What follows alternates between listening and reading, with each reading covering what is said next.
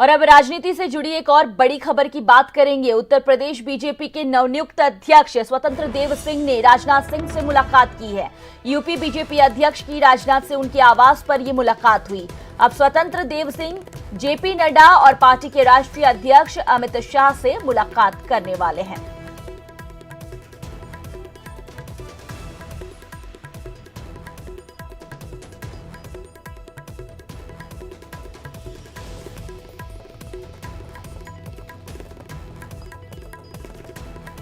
अमित शाह और नड्डा से स्वतंत्र देव सिंह की मुलाकात होने वाली है। स्वतंत्र देव की नियुक्ति कल ही हो गई थी।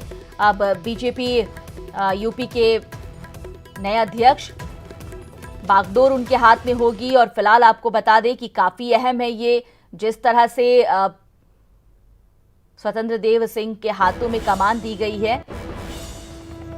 फिलहाल आपको बता दें कि अमित शाह और नड्डा से भी उनके मिलने का कार्यक्रम है, उनसे भी मिलेंगे।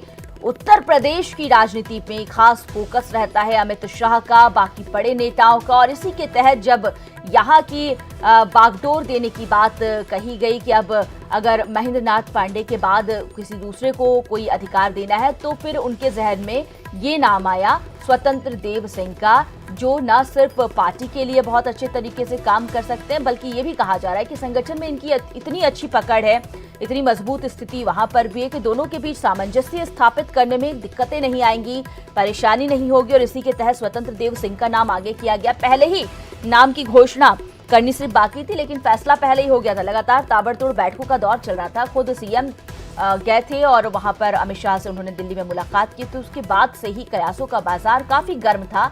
और अब नाम की जब घोषणा हो गई है कि उत्तर प्रदेश बीजेपी के नवनियुक्त अध्यक्ष स्वतंत्र देव सिंह है, उसके बाद अब बड़े नेताओं से मिलने का कार्यक्रम चल रहा है। हमारे साथ में स्वतंत्र देव जी हैं। सर आपको बहुत बहुत बधाई। और जिस तरह से नेतृत्व दिया है, जिम्मेदारी दायित्व का मैं ठीक से जिस तरह से बाकायदा लोगों का अपार है, विकास के जो चीज़ें हैं और कई मुद्दे हैं जो उत्तर प्रदेश को, उसको किस तरह से आप आगे देखिए। माननीय मोदी जी के नेतृत्व में, माननीय योगी जी के नेतृत्व में गरीबों के कल्याण की सभी योजनाएं चल रही हैं। और लक्ष्य है, सपना जो पंडित दीनदयाल उपाध्याय ने देखा था, वह सपना आज साकार हो रहा है कि गरीबों के घर पर आयुष्मान भारत की योजना हो, सौभाग्य योजना हो, शौचालय है, आज जो भी योजनाएं हैं, संपूर्ण योजनाएं गरीब तक पहुंच रही हैं और गरीबों का कल्याण करने के लिए सरकार बनी है। शुक्रिया। तो बाकायदा जिस तरह से स्वतंत्र देव जो हैं, बाकायदा इन्होंने साफ तौर पे कहा कि जो उत्तर प्रदेश में जो नई एक जिम्मेवारी दी गई है, खासकर अध्यक्ष पद के लिए जो जिम्मेवारी दी गई है, उसको आने वाले वक्त में और बेहतर तरीके से वो निर्वाह करेंगे। वीडियो जर्नलिस्ट योगेंद्र के साथ शंकर आनंद, न्यूज़ 18 दिल्ली। और इस मुद्दे पर बात करने के लिए हमारे साथ प्रीति जुड़ी हुई है। उनसे जानते हैं कि आज किस तरह की हैपनिंग्स देखने को मिलेगी। प्रीति, आज भी कई बड़े नेताओं से स्वतंत्र देव मुलाकात करने वाले हैं। जिस तरह से भाजपा ने अपने पिछड़े कार्ड को मजबूत करने का प्रयास किया है, मिशन 2022 में एक बड़ा दांव खेला है, ये बताइए कि किस तरह से इस फैसले को भी देखा जा रहा है। और आज स्वतंत्र देव सिंह जब मुलाकात करने के लिए पहुंचने वाले हैं, उसकी टाइमिंग क्या बताई जा रही है? अमित शाह से भी मुलाकात करने वाले हैं।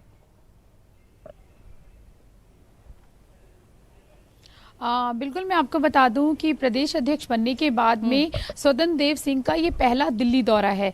अभी कल रात में स्वतंत्र देव सिंह कल रात में 10 बजे यहाँ दिल्ली पहुंचे थे, जिसके बाद यूपी सदन में उनका भव्य समारोह हुआ था, भव्य तरीके से उनका स्वागत किया गया था। और अभी 9:30 बजे स्वतंत्र देव सिंह जी की राजनाथ सिंह जी से मुलाकात हुई है, कृषि मंत्री से मुलाकात हुई है, औपचारिक मुलाकात हुई है, वो उनसे मिलने गए थे। उसके बाद अभी उनकी जो मुलाकात है राजनाथ सिंह जी से, वो खत्म हो गई है। यूपी के मुद्दों पे मुलाकात हुई है कि किस तरीके से आगे विकास के कार्यों को आगे बढ़ाया जाएगा। और अभी उनका जो आगे का जो एजेंडा है, वो अभी अमित शाह से मुलाकात होनी है और जेपी नड्डा जी से, प्रदेश बीजेपी के, उनसे मुलाकात होनी है। लेकिन अभी इन दोनों नेताओं से मुलाकात का जो समय है, वो अभी भी तय नहीं हुआ है कि कितने बजे यहाँ पे मुलाकात निर्धारित की जाएगी।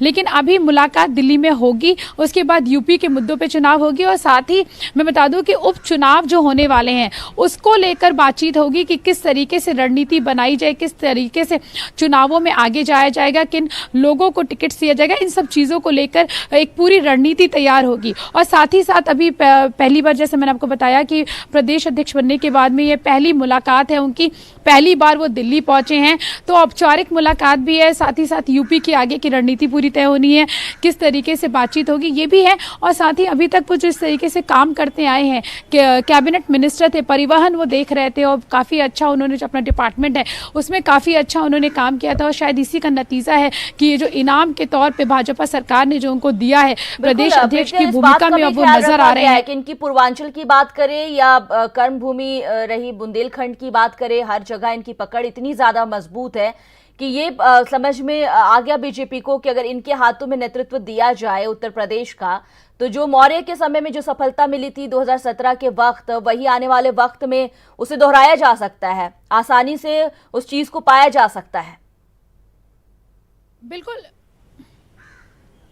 बिल्कुल एक ये भी कारण है कि पूर्वांचल का जो वोट बैंक है उसको भी लेकर एक बात है, लेकिन साथ में मैं इनको बता दूं कि ये बहुत ही पुराने नेता हैं, आरएसएस से जुड़े हुए नेता हैं, भाजपा में बहुत पुराने तरीके से बहुत समय से काम कर रहे हैं, संघी रहे हैं। ये आरएसएस में काफ़ी अच्छा इनका वर्चस्व है, काफ़ी इन्होंने काम किया है आरएसएस में, आरएसएस के काफ़ी पुराने नेता हैं, तो ये आरएसएस की भी चॉइस थे क्योंकि हमेशा से इन्होंने जो काम किया है वो संघ के उस पर किया है, तो ये काफ़ी पहले से भी वो काफ़ी अच्छी चॉइस यहाँ पे रहे हैं कि कोई भी। और इनके साथ सबसे अच्छी बात जो ये है कि इनके साथ अभी जितने समय से 3 साल होने वाला है परिवहन मंत्री थे, किसी भी तरीके का कोई भी विवाद आज तक कभी भी इनके साथ कोई खड़ा नहीं हुआ कि किसी भी तरीके से विवाद से इनका हो कि इन्होंने कोई भी विवाद या कोई भी विवादात्मक इन्होंने कोई टिप्पणी की हो या कोई भी किसी भी तरीके का विवाद इनके साथ जुड़ा हो। तो ये भी इस चीज़ के भी साफ छवि के नेता हैं कि पूरी तरीके से साफ छवि है। और जितने समय से बीजेपी के बहुत ही वरिष्ठ नेताओं में इनकी गिनती होती है, बहुत ही वरिष्ठ नेता हैं, तो किसी छवि भी इनकी पूरी नीट एंड क्लीन है। और साथ ही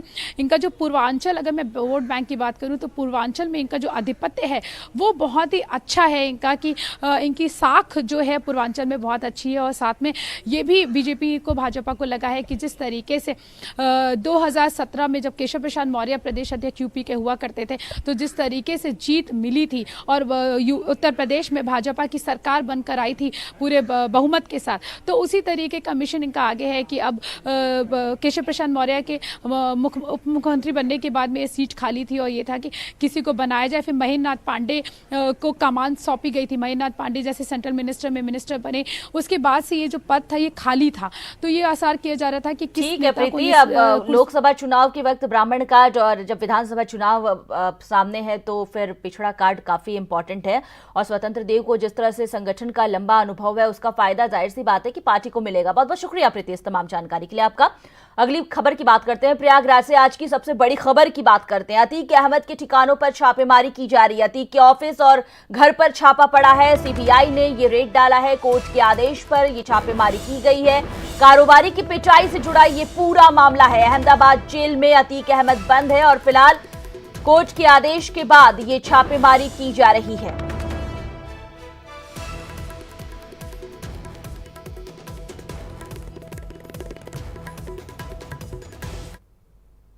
पूर्व सपा सांसद अतीक अहमद के ठिकानों पर सीबीआई ने आज तड़के छापेमारी की है। करीब 7:30 बजे सीबीआई यहां पर पहुंची है और आप साफ तौर पर देख सकते हैं ये चकिया का उनका आवास है जहां पर सीआरपीएफ तैनात की गई है। इसके साथ ही साथ यहां पर यूपी पुलिस भी तैनात है और बड़ी संख्या में फोर्स है। और ऐसा बताया जा रहा है कि करीब 25 सीबीआई के अफसर जो लखनऊ और अन्य जगहों से यहाँ आए हैं वो यहाँ पर छापेमारी कर रहे हैं। और आप देख सकते हैं कि सीबीआई के जो अफसर हैं वो किस तरह से निकलकर दूसरी तरफ वहाँ जाने की कोशिश कर रहे हैं। अंदर भी पुलिस फोर्स तैनात की गई है और आर्म फोर्स यहाँ पर तैनात की गई है और ये बड़ी कार्रवाई एक तरह से मानी जा रही है। कोर्ट के आदेश के बाद ये कार्रवाई की जा रही है। वकील साहब आप भी यहाँ पर मौजूद हैं, करीब 2.5 घंटे से ज़्यादा का वक्त हो गया है, सीबीआई अंदर है लगातार, क्या कार्रवाई हो रही है और किस तरह का माहौल बाहर है? 7:30 बजे जब मैं पहुँचा तो यहाँ गेट पे खड़े होने नहीं दिया गया मुझे। मैंने कहा मैं उनका वकील हूँ, मुझे अंदर जाने दीजिए, लेकिन उन्होंने कहा कि मैं जाने नहीं दूंगा, मेरा प्रोसेस है, मैं नहीं जाने दूंगा किसी तरह से। हम क्या इसी तरह से मनमानी आप लोग करते रहेंगे और हम लोग कम से कम एक प्रतिनिधि तो उनके साथ रहना चाहिए, क्या हो रहा है क्या नहीं हो रहा है, लेकिन उन्होंने कोई इस पर विशेष ध्यान नहीं दिया। सीबीआई अंदर छापेमारी की कार्रवाई अपनी कर रही है। वहां पर अतीक अहमद की पत्नी है और उनके नाबालिग बच्चे हैं, जैसा वकील साहब बता रहे हैं। और बाहर का नज़ारा आपको दिखाते हैं कि किस तरह से यहाँ पर भीड़ है, यहाँ पर मजमा लगा हुआ है। पुलिस प्रशासन उनको यहाँ से हटाने की कोशिश कर रहा है और यहाँ पर सड़क पर भी जाम लग रहा है। और एक बड़ी कार्रवाई सीबीआई की, कोर्ट के आदेश पर मोहित अग्रवाल को जो अपहरण हुआ था रियल एस्टेट कारोबारी, उस मामले में सीबीआई जांच के आदेश दिए थे कोर्ट ने, और कोर्ट के उसी आदेश का कंप्लायंस यहाँ पर सीबीआई कर रही है। और यहाँ पर एक बड़ी कार्रवाई को आज अंजाम दिया जा रहा है और करीब 2.5 घंटे से ज्यादा का वक्त हो गया है। अतीक अहमद के घर और ऑफिस दोनों को सील कर दिया गया है पूरी तरह से और सीबीआई अंदर छानबीन कर रही है। और अभी कितनी देर चलेगी ये कार्रवाई, ये अभी कुछ बता पाना मुश्किल हो रहा है। कैमरा पर्सन संजीव मिश्रा के साथ सर्वेश दुबे, न्यूज़ 18 प्रयागराज।